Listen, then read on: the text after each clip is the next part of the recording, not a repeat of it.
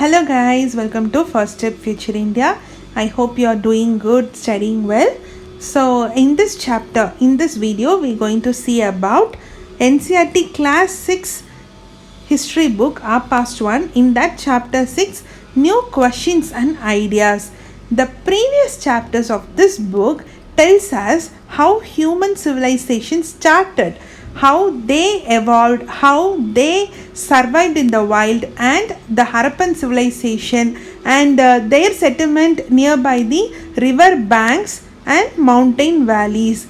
So in the fertile lands of this area, they studied about agriculture, farming and everything. So they evolved from the nomads to the village settlement. From the village settlement, the people started to live as a community. So in that community, the leader of the community is called as Raja. The term is coined as Raja. He is member of a community. The other members select him as a Raja due to his leadership quality. So as time goes on, this person become head of the community and the community becomes Jana. And around hundreds of years past, this Jana is evolved as Janapada. During this time only, people started to conquer other fertile lands of other community of people for the food security. And again, hundreds and thousands of years passed. This Janapada is evolved as a Mahajanapada. During this Mahajanapada, the term king has attained its full development, because during this time, king had very special place to live, all the luxury items to live called palace, and the king also had servants to fulfill his commands. So he have power through the servants. And the third one is army. He also established a well-trained army to control people, to wage war, to conquer other community or Janapadas. So to maintain all this luxuriness and power, he started collecting taxes from the common people. So before Mahajanapada, that is Janapada or the community time of living, people used to gift Raja as a tribute. But during this time, during Mahajanapada, it became mandatory for the common people to pay the king for the administration. It is in terms of money or the produce or in form of labor. So now you can see a small group of people like king and his servants started to control the entire community or village or Mahajanapada. This suppressed majority of common people in the society. Also, not only this, for the good administration and to protect the community or people, the society is also divided into 4. What is that? The first group of caste system is called Brahmanas or Brahmins, and the second group is called Kshatriyas, who are warriors, and the third group is called common people. They are farmers, herders and all the common occupations. So they are common people. And the fourth one is called Shudras, who are treated as untouchables, lower caste people, because these people served other 3 classes of people. So they are treated as untouchables. They are excluded from the society in many gatherings, political activity. So they are treated as an untouchable. This indicates that a large group of people are suppressed by a small group of people. So people started to question about life, what is truth, what is the true meaning of life. So they started questioning, and that is where the idea of Buddhism and Jainism started, because Buddhism and Jainism helps people to think in different angle. Also, the suppression of common people, the untouchables, is started to lift through these ideas. In this chapter, we also study about Upanishads, which is a later Vedic text. This text also helps common people to think in different angle. First, let us study about Buddhism, or the journey of Buddhism started with Buddha. The Buddha, meaning of Buddha is called the wise one. So around 2500 years ago, Siddhartha, who is called as Gautama, is the one who we call with love called Buddha. So around 2500 years ago, Buddha, who belongs to Kshatriya and the group called Sakyagana, lived as a common man, where he started to seek knowledge, asked question about his life, started to seek the answer for his questions, and become Buddha in Bihar, Bodh Gaya under Peepal tree. So from here he is called as Buddha, meaning wise person or wise one. From there he started to travel place to place and started his first teaching in Sarnath nearby Varanasi. And throughout his life he taught people about his understanding and enlightenment, and his life ends in Kusinara. So the Buddhism started from Bihar to Sarnath to Kusinara. So this is the stupa where the first teaching of Buddha happened. So take a look of it and let us see what Buddha taught to people. Buddha believes that people are suffering and unhappy due to the cravings and desires. When person crave and desire to attain a thing, after getting it they are not getting satisfied. Again they crave for another thing, and again they go through the suffering. Like this, the craving and sufferings are the cravings and the desires are the one who makes people unhappy and suffering. This is what Buddha believes. So he termed this craving and desire as tanha or thirst. He also encouraged people to be kind and respectful to themselves as well as to the animals. He also believed each and every action of a human called karma will have its effect in present life as well as in the next life. Also he preached all his teachings through Prakrit language, which is a common people's language. He encouraged people to think on their own, to develop their own common sense. This is the specialty about Buddha.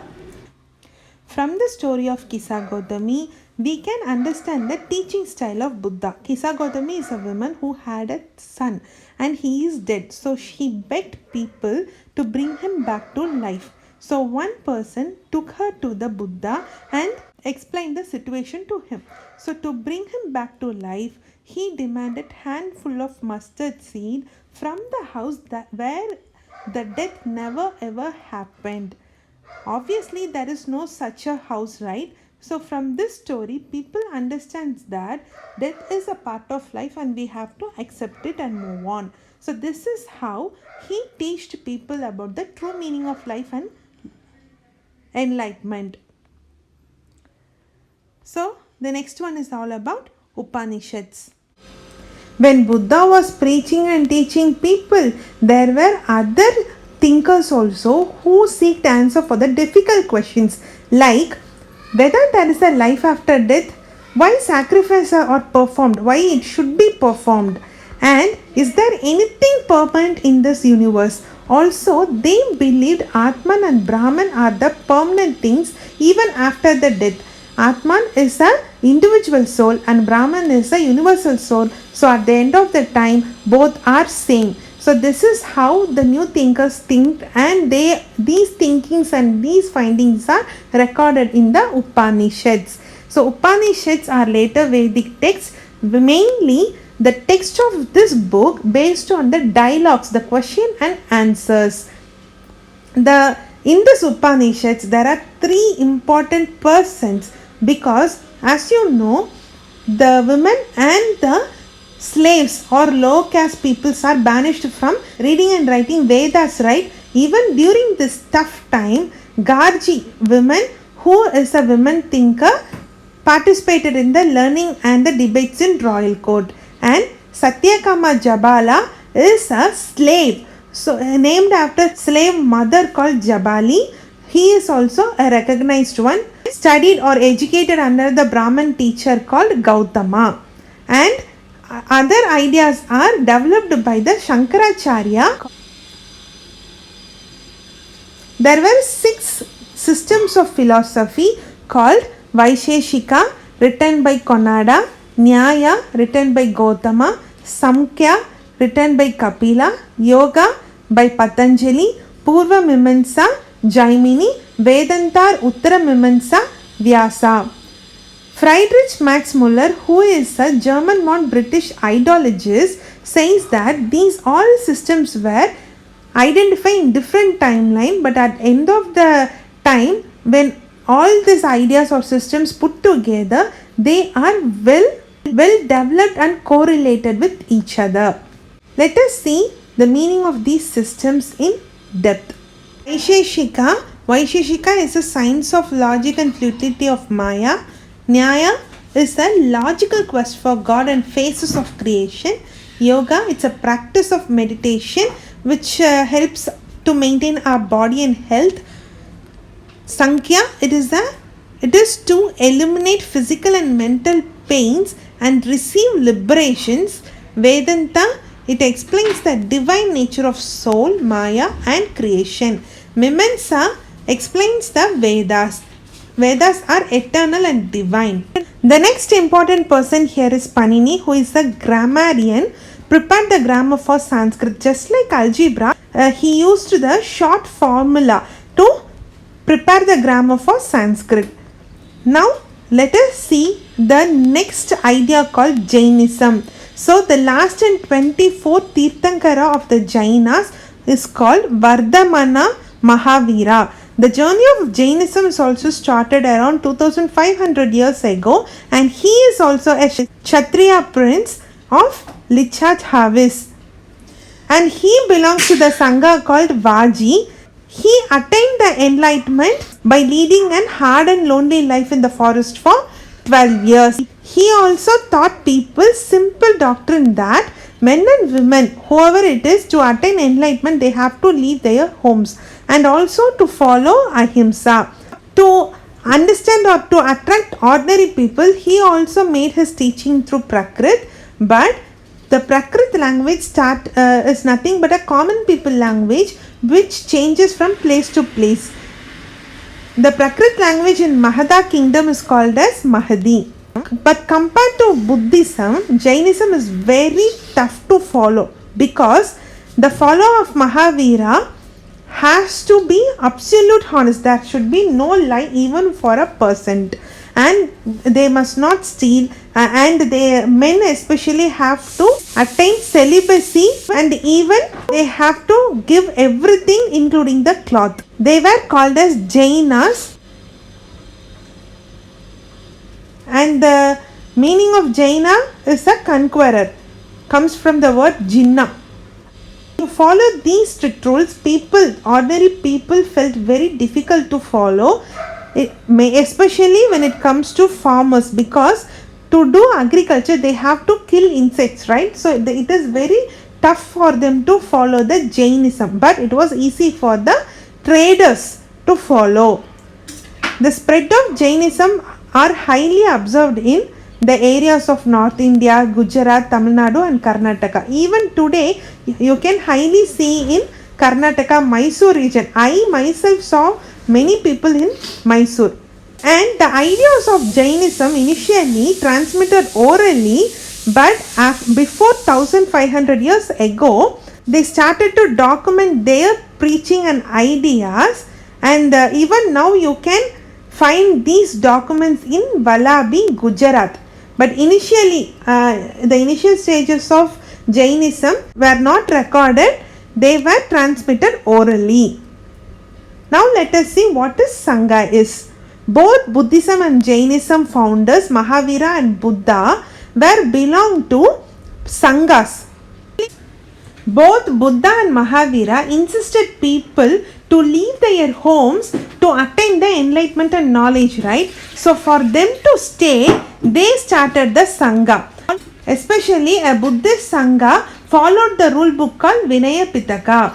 Men can join Buddhism or Jainism at any time, but there was a rules for children, women, slaves, creditors and the servants of king. They all has to get the prior permission from the respective guardians. Like children has to get the permission from parents, slaves has to get their permission from masters, the servants of king has to get this permission from the kings, and debtors from the creditors, women from their husband. So these permissions are mandatory.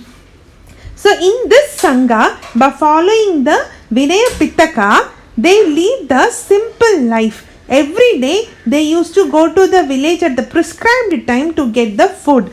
They led their life by begging. So men were called as bhikkhus. The men beggars are called as bhikkhus and the women beggars are called as bhikkhunis. And the quarrels that happened in the Sanghas were settled through meetings. Here in these Sanghas there is no partiality depending upon the caste. All the people belongs to whichever the caste they are welcome to join the Sanghas. Like Brahmins, Kshatriyas, merchants, laborers, barbers, courtesans, slaves, everyone are welcome to join in the Sanghas. And let us now see what is monasteries is. At the beginning of Buddhism and Jainism, people used to travel from place to place, but during the rainy season it is very tough for them to continue their travel and teaching. So during this time they need the shelter, temporary shelter to stay to pass the rainy season.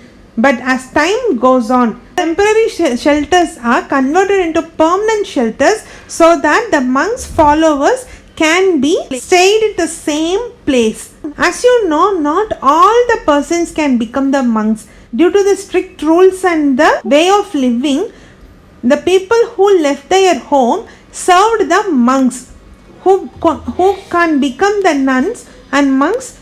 They become the servants of monks and nuns. So they were settled in the permanent shelters. So these permanent shelters are called monasteries. These monasteries built on the land called viharas. These viharas are donated by king, landowners and merchants. When these monks stayed in these monasteries, common people used to visit them with gifts called food, clothing and medicines. In return, they taught people certain knowledge. So this is how the Buddhism and Jainism system worked. So here in this picture, this cave is called Karla in Maharashtra, and we can see many of these monasteries in Western India also. When Buddhism and Jainism got influence over the common people, when common people started to concentrate more on Buddhism and Jainism, Brahmins developed a system called ashrama. This ashrama is used instead of stages of life to attract the common people back to the old Vedic system of living. So first let us see what are the stages of life. The first one is brahmacharya, second one grihastha, third vanaprastha and fourth one is sannyasa. So they distinguished human life, men life into four. Brahmacharya is where they study Vedas in a very simple way without any partiality. The Kshatriyas, Brahmins and Vaishyas can be studied in the Brahmacharya stage. And the second one is Grihastha. Grihastha is a householder's life. They marry and live as a householder. And Vanaprastha is where they go to the forest and meditate for years and years. And the last stage of their life is sannyasa, where they become sannyasis. They give up everything. Women were not allowed to study Vedas, but they are mandatory to follow what their husband do, like ashramas chosen by their husband. Not only this, in Iran during that time they followed the system called Zoroaster. It is an Iranian prophet. So their teachings and ideas were recorded in the book called Avista. The language they used in the Avesta are somewhat similar to the language used in this Vedas. This book also contains many good thoughts, good words and good deeds, just like Vedas. In many parts of Iran, the major religion was Zoroastrianism. In some part of India, we follow Parsis. The Zoroastrianism is an ancestor for Parsis. We can see these religion even today in Gujarat and Maharashtra. So I hope you got clarity about the lesson. Just go through the lesson as soon as possible. Just give a one good read in the textbook as soon as you finish this video. So all the very best for your preparation. Last but not least, let us see the keywords of this lesson. Tanha, it is a thirst. Prakrit is a language. Upanishad is a later Vedic text. Atman is the individual soul. Brahman is the universal soul. Ahimsa is a non-violence. Jaina is a Jainism. Sangha, it is a community. Bhikkhu is a men beggar. Vihara is a land where monasteries were built, and monastery is a place, a permanent settlement for the monk or nun to stay during the rainy season. Ashrama is a invention by the Brahmanas. So if you have any doubt, comment in the comment section below. If you like this video, hit the like button. Subscribe the channel if you haven't, because you don't want to miss the future videos. I am planning to cover all the important books for the competitive exams. So do subscribe, do share the videos with the fellow aspirants. All the very best. Stay safe. Bye. See you in the next video.